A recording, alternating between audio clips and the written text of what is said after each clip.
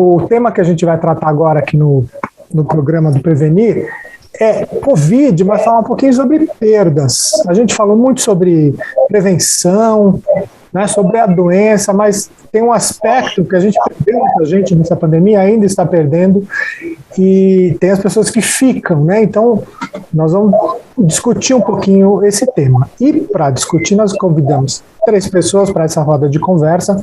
A primeira é a Maíra Mosqueto, que vai dar um depoimento pessoal para a gente sobre perdas. A Vanessa Vitorino, que é uma enfermeira que trabalhou na linha de frente, numa UTI. E a Márcia Pim Fancelli, que é psicóloga, que vai abordar um pouquinho sobre esse tema. Então, para começar, vamos começar com a Mayra, dando o depoimento pessoal. Mayra, obrigado pela sua presença. Conta um pouquinho para a gente sobre o seu processo, como é que foi? Quem você perdeu, o que aconteceu? Tá. Bom dia, né? Vanessa, Márcia, Milton. Primeiro eu quero agradecer o Bom dia.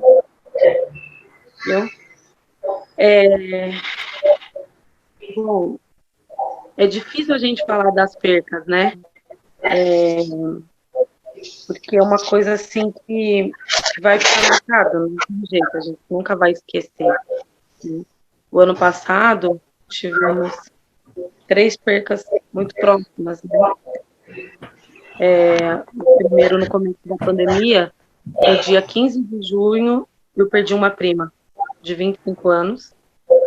Ela era uma menina extremamente inteligente, uma menina cheia de vida, fazia faculdade federal, uma menina autodidata.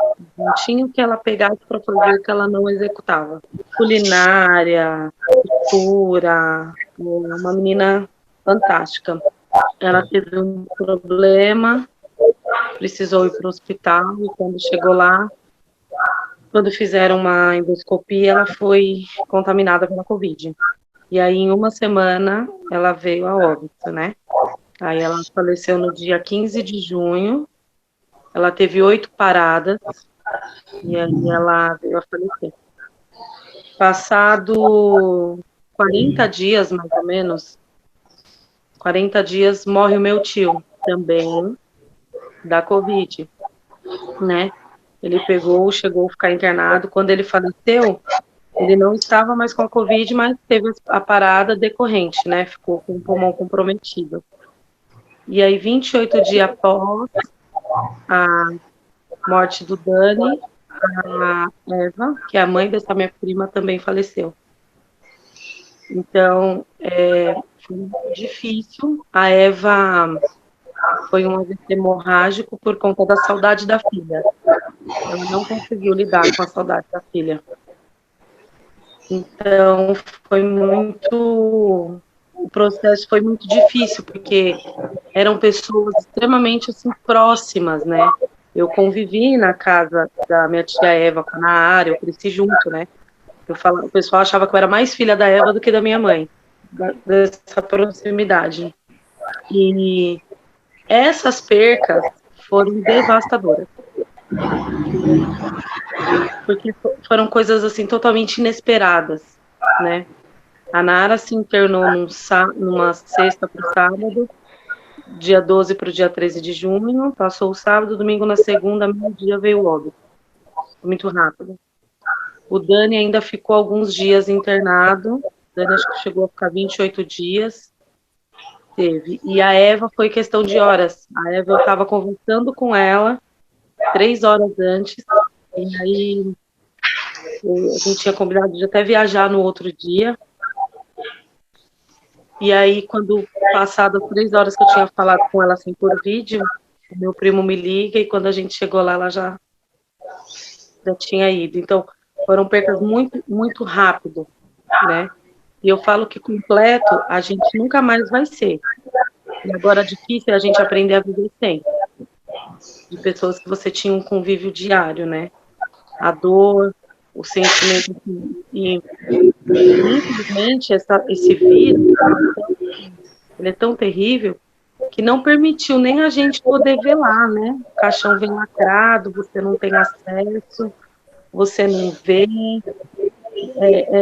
é horrível, né? Eu lembro que no velório da Nara, o corpo dela ficou para dentro e a gente tudo para fora e lá dentro, né? E a gente só viu na hora de sair para o enterro e também na hora de enterrar você não pode ficar muito perto, né? Você tem que manter um distanciamento e é uma coisa muito difícil, assim, as percas que tivemos, assim, a família perdeu muito, a família perdeu e ficou, né? O meu tio Daniel deixou a esposa, 3 filhos, a minha tia Eva, a Nara, faleceu, ficou mais, eles eram em 3, ficou 2 só, né? Agora, com o pai, e, e a gente vai seguindo, um dia por vez. Particularmente, quando eu tive as perdas, eu tive um surto psicológico, precisei passar com um psiquiatra, tomar os remédios, porque eu não conseguia entender, eu não conseguia aceitar e nem me conformar. É porque o que é uma coisa que a gente vê, a pandemia, às vezes a evolução da doença é muito rápida, né? Então a gente, se é um caso de uma doença crônica que você já espera a morte de alguém, isso você tem um tempo de se preparar. Então o que a gente pode observar é que o tempo para se preparar para a morte de alguém é muito rápido e o ritual do luto também, né? O enterro, você vê a pessoa, as pessoas meio que são privadas disso, né? Isso eu vou chamar a Vanessa para ela também, como profissional de saúde, né, Vanessa? Você como enfermeira está acostumada, trabalha com a UTI, está acostumada a lidar com a presença da morte também, né? Mas eu queria que você falasse um pouquinho o que mudou nesse período de pandemia, você trabalhando no UTI e presenciando tantas mortes por causa do Covid. Então, bom dia, Vanessa. Bom dia a todos. Eu sou enfermeira intensivista, né? Eu trabalho em terapia intensiva há 14 anos.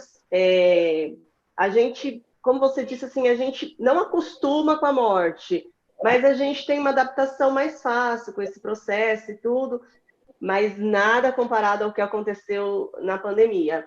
Então, por mais assim que... Ai, desculpa, caiu aqui só um minuto. Por mais assim que a gente já tem aquele cuidado de terapia intensiva, foi tudo muito, muito rápido e o desconhecido assusta muito, né? E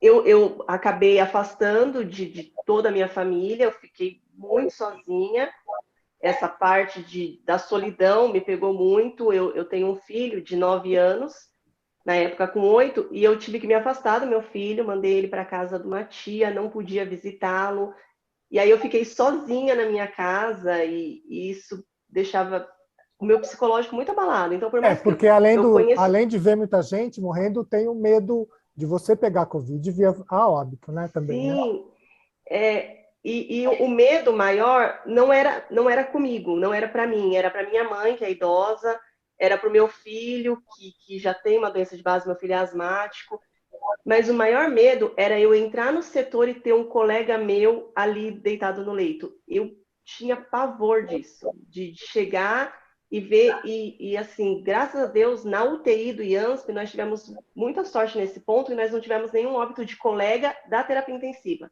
Tivemos óbitos de colegas do hospital, mas não da terapia intensiva. E nos outros hospitais aconteceu muito. E eu morria de medo de chegar lá e ter alguém ali. Então, por mais que eu conheça monitor, conheça o cuidado, conheça tudo que tem ali na terapia intensiva, foi uma coisa muito nova e o medo dominou muito todos nós. E aí você via um colega afastando que acabou se contaminando, outro colega se afastando.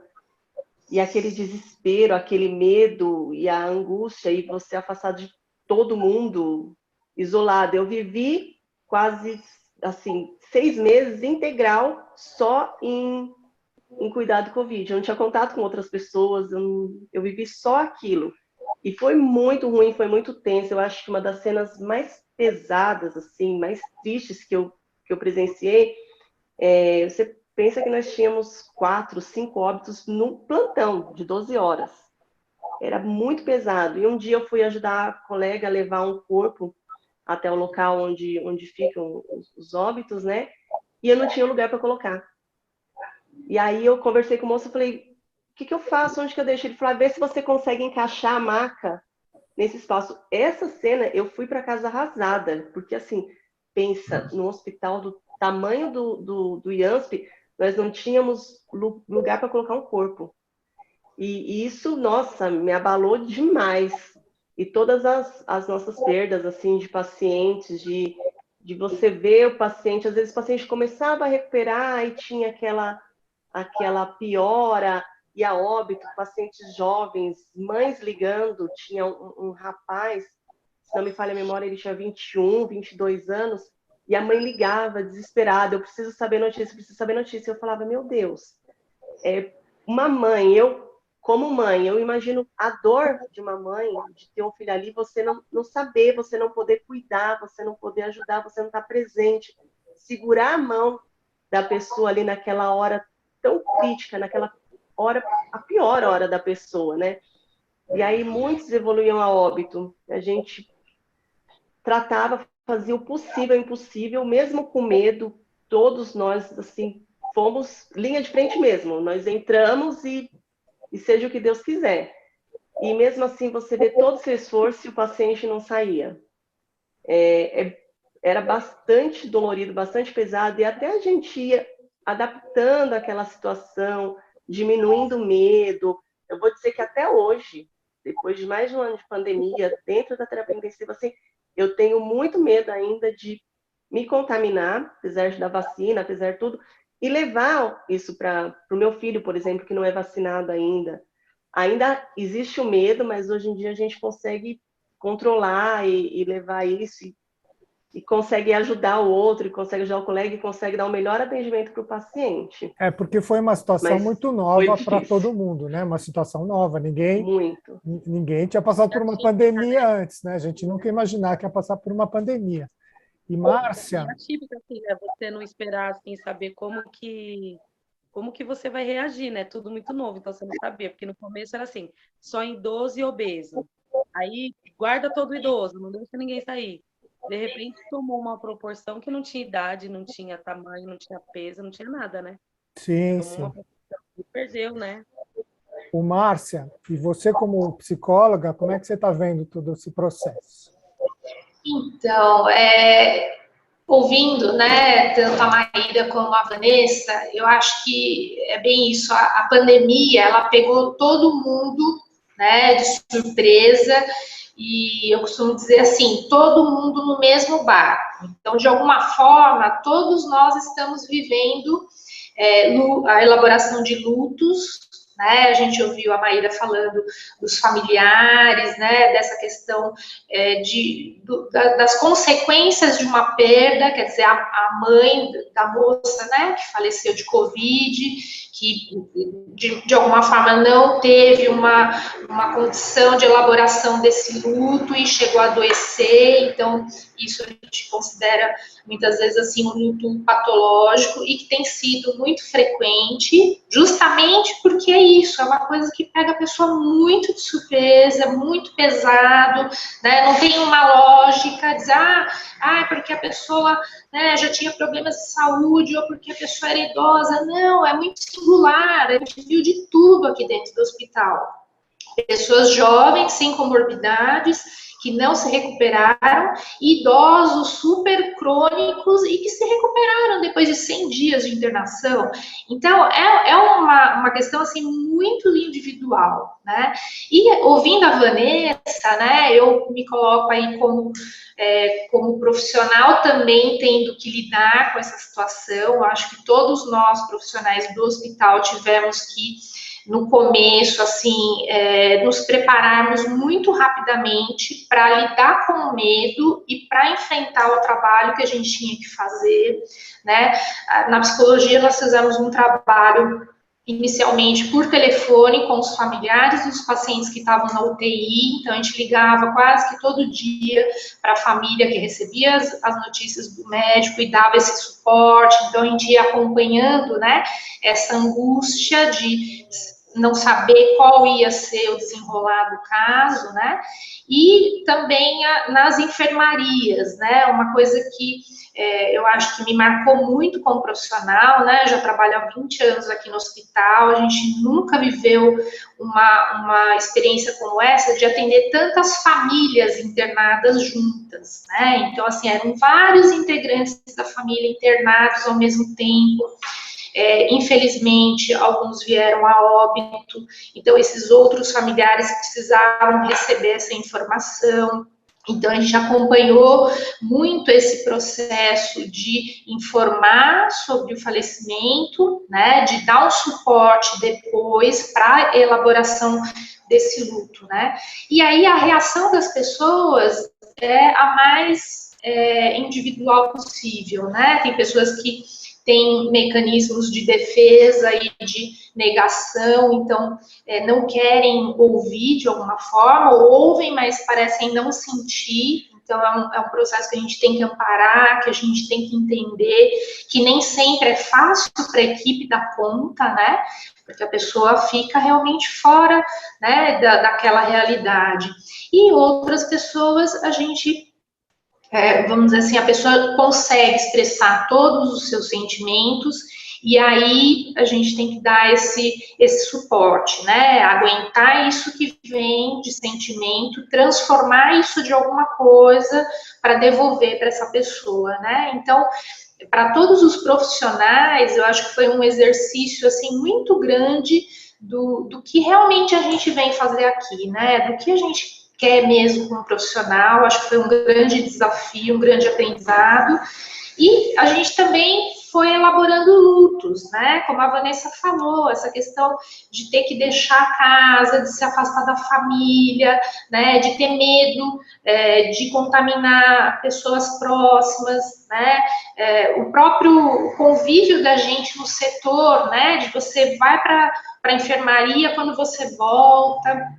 Então, foi todo um processo de amadurecimento aí, né, de fortalecimento profissional, pessoal, de encontrar um equilíbrio para poder efetivamente dar continuidade a esse trabalho, que é a elaboração de lutos, de vários lutos, né, seja pela perda da doença, né, da morte, como esses outros lutos que a gente teve que elaborar, perdas de coisas simples, né? As crianças perderam a condição de ir para a escola, os idosos, né? Que eu trabalho muito com idosos, eles perderam convívio, né?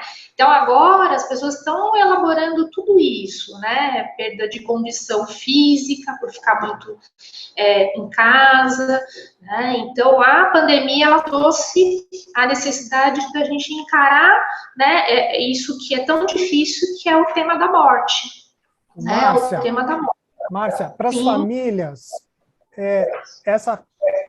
o fato eu queria saber se tem alguma coisa a ser feita. Por exemplo, o fato de não ter enterro, de você não ver a pessoa, de não poder chegar perto na hora do enterro, que é um ritual de passagem, né, vamos dizer assim, para a família, né?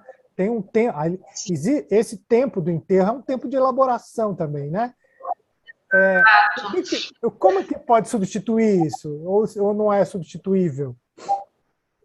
Então, você sabe que eu acho que é substituível, sim, né? A gente teve que criar, eu fui aprendendo muito com as próprias famílias, então, assim, a gente foi até orientando a partir do que a gente foi vendo como as pessoas foram lidando com tudo isso, né? Então, de acordo com a prática religiosa, eu acho que é importante os rituais religiosos, então, uma missa, um pastor que faz uma oração, alguém que faz algum tipo de ritual, né? Nesse sentido religioso, isso eu acho que ajuda muito, né? Tem pessoas que fizeram, por exemplo, assim, imagens, né, para transmitir via internet, né? Então, assim, com dizeres e fotografias e lembranças, né? Fotos de lembrança. né? Então, encontros mesmo virtuais, onde as famílias se reuniram para fazer uma oração, mesmo que virtualmente, puderam compartilhar momentos, né? A questão do velório, né, ficou muito restrito a alguns familiares, né? Então, quem foi que pôde passar alguma informação, né, de como foi, de ter levado algo que a família gostaria de levar, então, algum tipo de flor, alguma coisa que, né, tivesse um significado. Então, o que a gente foi orientando foi isso, de não perder, não foi possível velar, e aí não se fala mais, não, vamos falar de alguma forma, vamos expressar esses sentimentos, vamos chorar, né, esse luto que é importante, através dessas ações, né, e o virtual acabou, né, auxiliando bastante nesse sentido, né. Então, a gente recebeu, assim, de famílias, né, que tiveram internados aqui, que perderam, que mandavam depois, falando da missa de sétimo dia, com foto, com dizeres, né, então, eu acho que essa foi a forma como as pessoas foram encontrando. Né? Alguma forma a gente tem que achar, né, não pode simplesmente suprimir, né, passou, né, alguma forma tem que ser achada para que isso dê vazão, na verdade, né? Sim, para a pessoa ir marcar esse fim, né, esse momento, né, final, e poder, vamos dizer assim, se reorganizar para continuar, né, que foi o que a Maíra falou, a gente vai tentando, esse é um processo que não é rápido, né, é muito individual, então algumas pessoas levam meses, outras, né, mais tempo, menos tempo, mas é muito individual, mas a gente tem que cumprir aí algumas etapas. Então, eu acho que a despedida, né, o poder falar da pessoa faz parte. Porque saudade a gente vai ter o resto da vida. Todo mundo que já perdeu alguém vai sentir saudade, vai ter a falta, né, mas a vida continua. Né? E aí, alguns aspectos, às vezes, facilitam, né, esse processo. Então, como a pessoa lida com a vida, né, como ela entende a morte, a questão religiosa, né, muitas vezes dá um equilíbrio, né, para a pessoa enfrentar todo esse processo, né, e estar atento para não desenvolver um quadro, vamos dizer assim, patológico desse luto. Então, quando a pessoa começa a ter sintomas físicos, sintomas psiquiátricos, tem que buscar ajuda.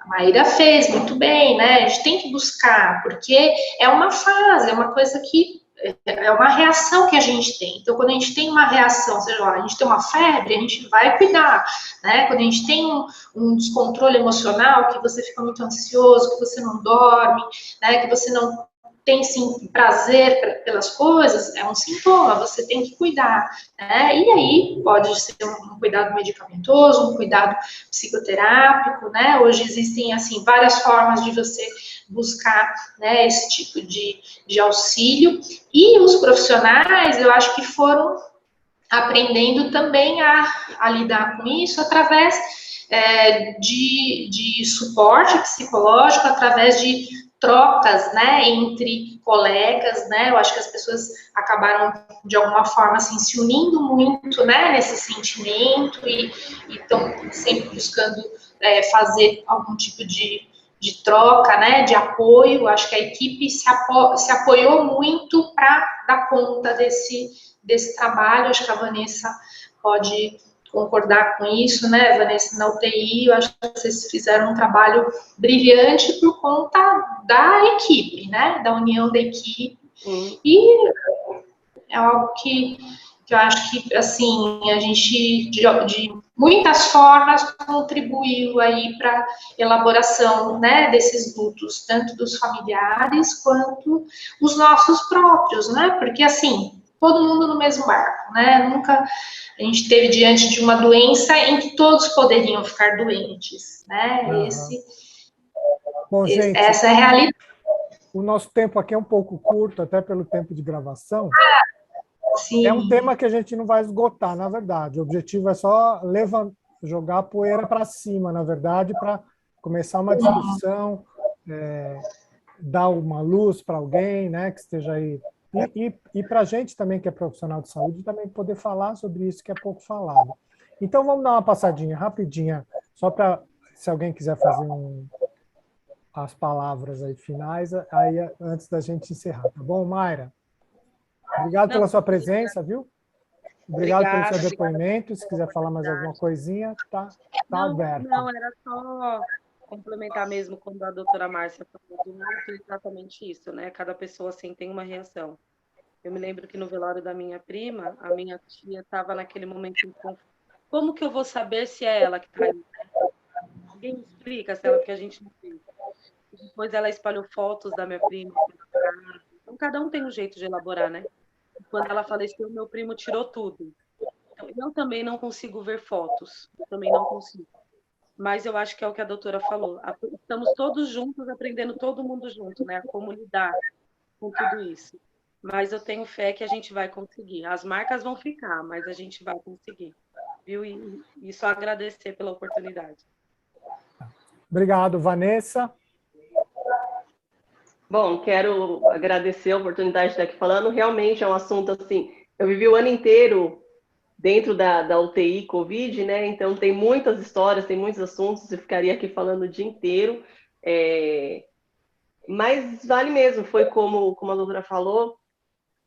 Nós nos unimos muito e eu acho que é isso que precisa, isso que é necessário, isso que me deu um suporte para eu chegar até aqui, o apoio dos colegas e saber que estava todo mundo assim no mesmo barco, né? Um por todos, todos por um mesmo, e a gente se protegia e a gente dava um toque, tá faltando, esqueceu de colocar touca, esqueceu de colocar avental, e aí a gente ia se ajudando.